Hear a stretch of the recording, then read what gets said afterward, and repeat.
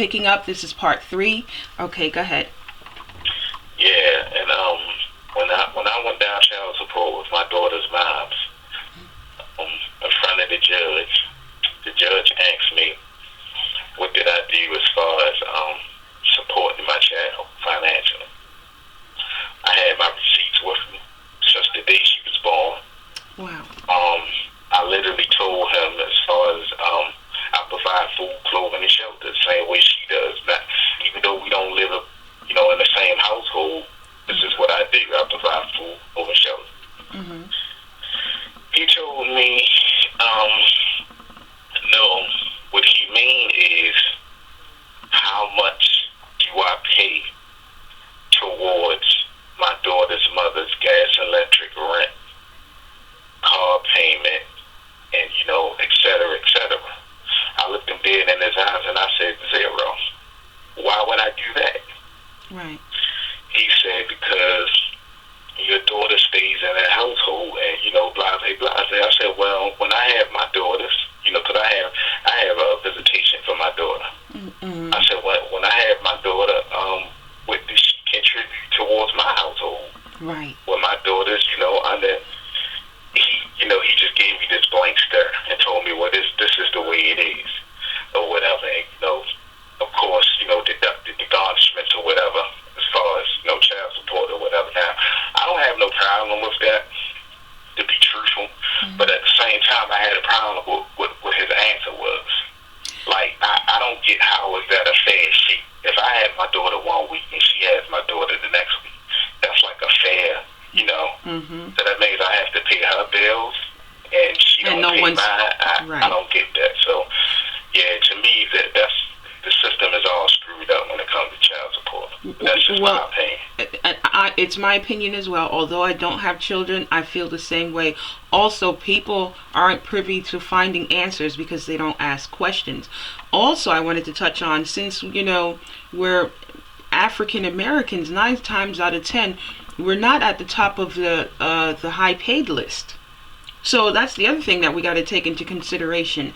The amount of money we get paid for the jobs that we're doing. So most times we are the paycheck to paycheck, people. Exactly. So in that sense, you're going to help pay her bills on top of paying for what your child needs, and then who is pouring into you. So you're on top of your struggle, you're still going to struggle more. Right, and it's not considering if you have more children, if you're supporting the family. Right. So it's like you're going to take from other kids to give to, and I'm going to say it, to give to basically the female. Right. Because it's another thing, is, okay, if y'all can garnish money out of my check, why can't you monitor where the funds are going at, if that's the case?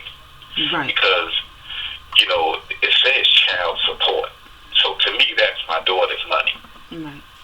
So, it's not supposed to go on car payments for her, because my daughter's not old enough to drive, so it's for her. Mm-hmm. Is it not supposed to go on her wardrobe, so as a child's mother?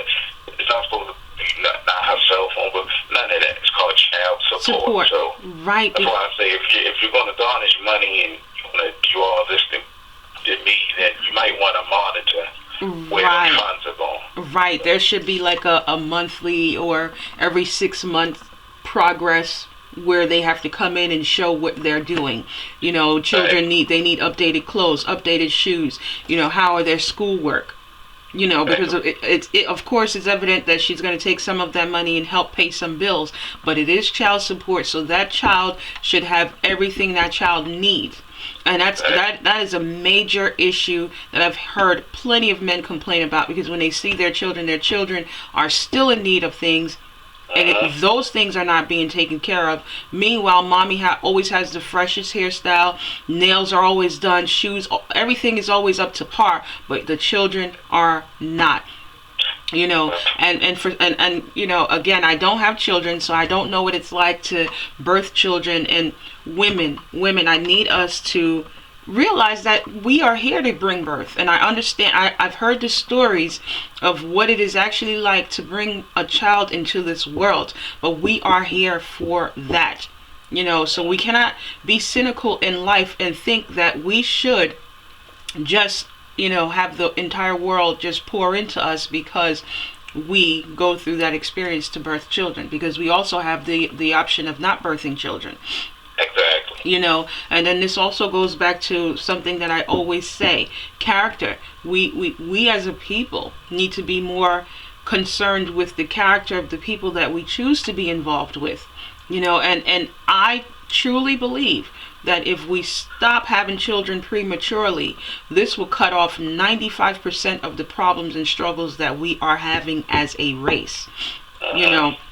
We wouldn't have raised traumatized children because, I don't have children. I grew up in trauma. I've been through it all, but I don't have any children to relay that or, teach that or to have see that, because I had gave myself time to heal. So when I'm ready to get married and have children, my bloodline will know nothing about my past other than what I tell them. But they won't feel that. They will only get love.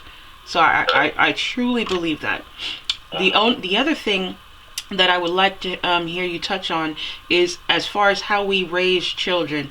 Here's my beliefs: that if we start to raise our sons, instead of thinking that you're the man if you done smashed 500 women by the time you're 24, you're a man if you learn how to fix some things around the house, if you learn higher order thinking, that sort of thing, if you learn to explore the world. And then teach our daughters the same thing: learn to explore, travel, so on and so forth. Because I believe once we get a craving for knowledge, sex is the last thing that comes to mind. Once we're celibate, once we're spiritual, sex is the last thing that comes to mind. Because right now, here's what I see: there's men that are sowing their wild oats because they're trying to reach that quota, that number. They have to bag X amount of chicks, right?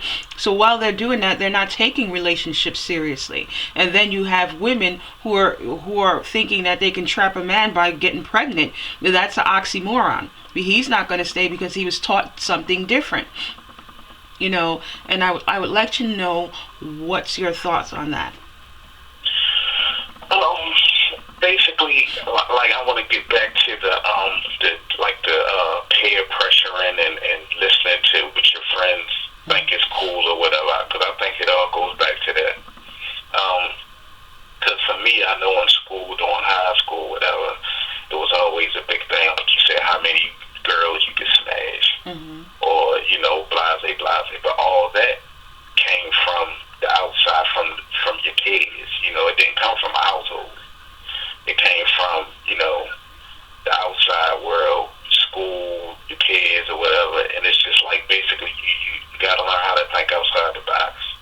But if whatever they say is cool, then try to be uncool, or make pull them in your world to being cool, right, or whatever, because you and sometimes you feel it in your gut what's wrong or what's right, or not even a feeling in your gut, what's right or what's wrong, especially if you come from that type of household.